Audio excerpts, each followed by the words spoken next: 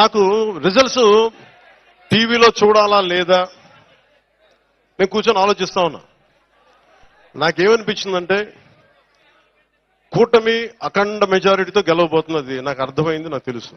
నేను ఏమి టీవీ చూడను, నేను ఒక్కడిని కూర్చున్నా, ఏదో పుస్తకం చదువుకుంటా ఉన్నా. ఎవరన్నా సరే వచ్చి నాకు చెప్పండి, మనం కూటమి గెలిచింది, జనసేన మొత్తం అన్ని స్థానాలు గెలిచింది, పవన్ కళ్యాణ్ పిఠాపురంలో గెలిచాడు. ఈరోజు ఇది చెప్పండి. నేను చూడలా.